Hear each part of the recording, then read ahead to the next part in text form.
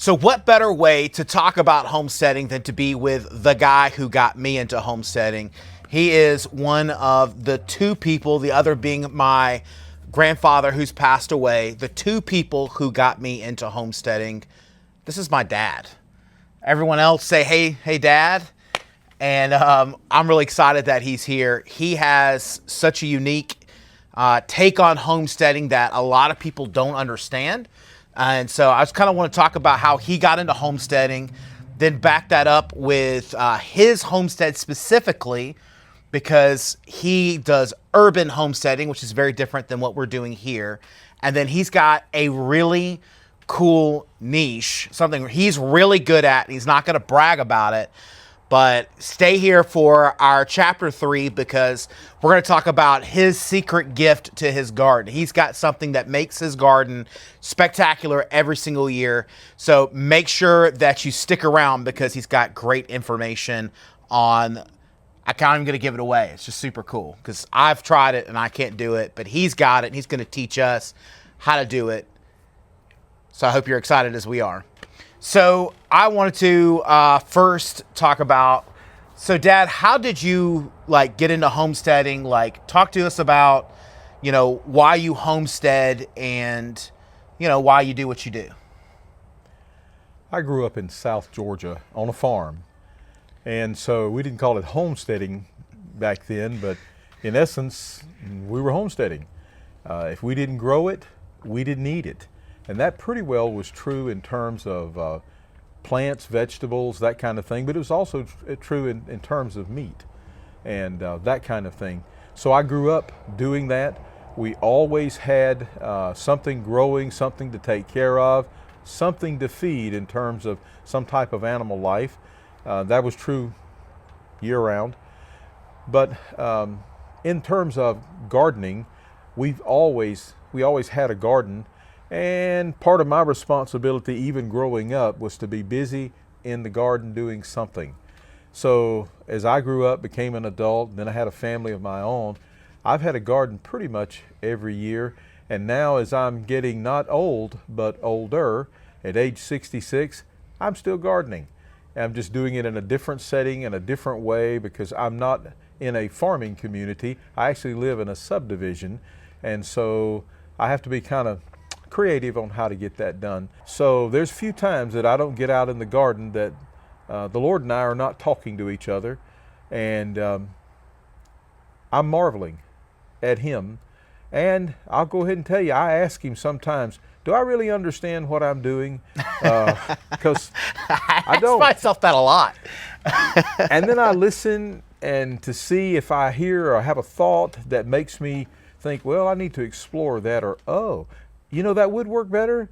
And you can say what you want to, but it's part of my faith journey. It's what I'm trying to say to you. I grow in the garden. So some people, they do one thing to relax. Me, I go out and garden. And I have a blast. I get so tired at it at times. I just wear myself out. But that's okay because, when somebody says, oh, I bet you go work out at the gym. Well, I can if I name one of my raised beds gym. I can name part of my garden gym or aerobics or whatever I want to. But the reality is I get my exercise in the garden, and that's where I'm most relaxed. So that's my origin of how I got to where I am today. Does that help some? Yeah. Kind of sets No, the that's stage? great. That's great. That sets the stage. So you have a urban homestead, meaning that you grow in suburban Atlanta. So you live inside of a subdivision. There is a homeowners association there. So I get asked, and one of the top questions that I get asked is, how specifically can I homestead when I live inside of the city? And I think you're a prime example of what can be done when you're inside of the city. And so some of this is a definite ask for forgiveness, not for permission. I think it's kind of a little bit of a subtext that's going to happen here. But talk to me about what did you grow this year? Before we talk about how you did it, tell me all the things that you grew this year in your homestead.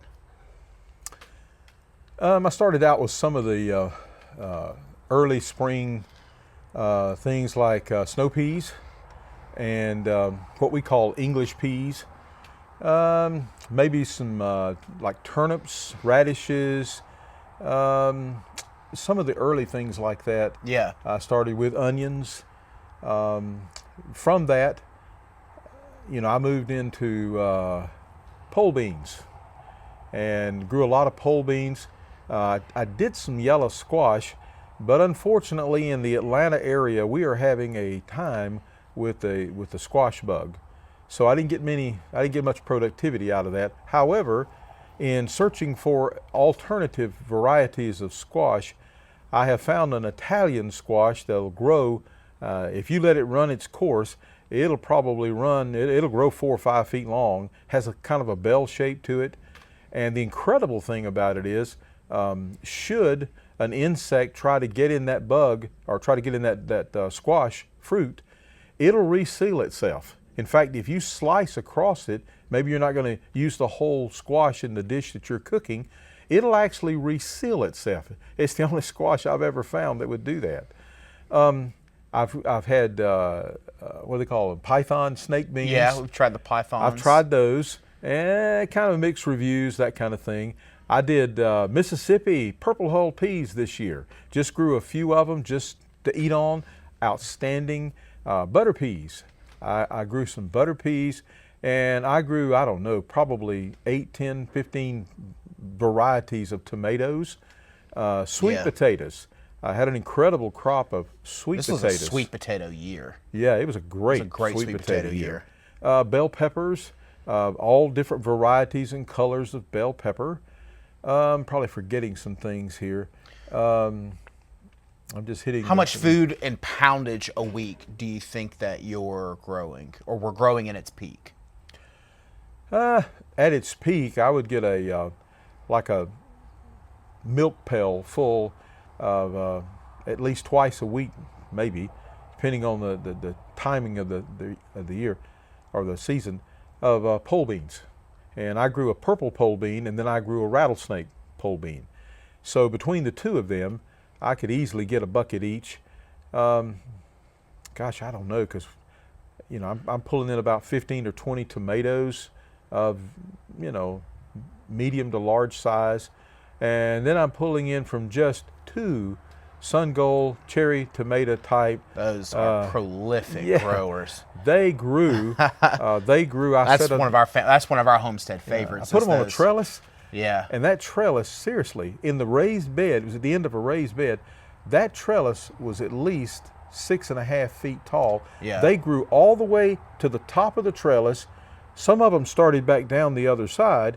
The others caught a tree branch that was sticking out nearby. So the next thing I know, I've got Sun Gold tomatoes on the end of a limb in the tree.